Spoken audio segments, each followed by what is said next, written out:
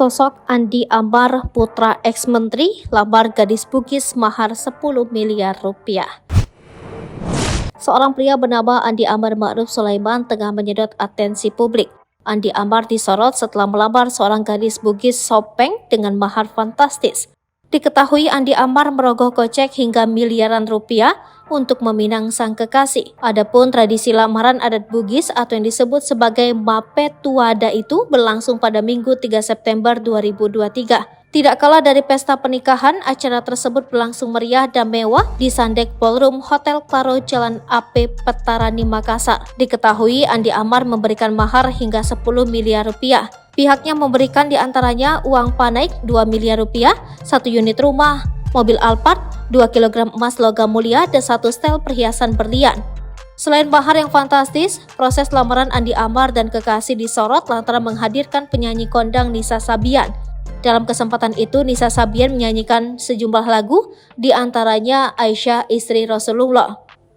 Rupanya Andi Amar bukan sosok sembarangan. Ia terlahir dari keluarga terpandang dan memiliki karir yang moncer. Diketahui Andi Amar Ma'ruf Sulaiman merupakan putra sulung dari Andi Amran Sulaiman. Ayahnya merupakan mantan Menteri Pertanian era Jokowi JK, sekaligus pebisnis di bawah bendera Tiran Group. Andi Amran Sulaiman menjabat sebagai menteri pada 2014 hingga 2019.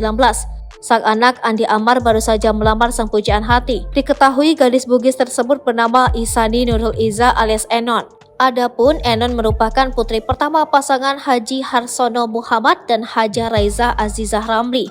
Dilansir Tribun Timur, Andi Amar Ma'ruf Sulaiman adalah alumnus muda Universitas Hasanuddin Makassar.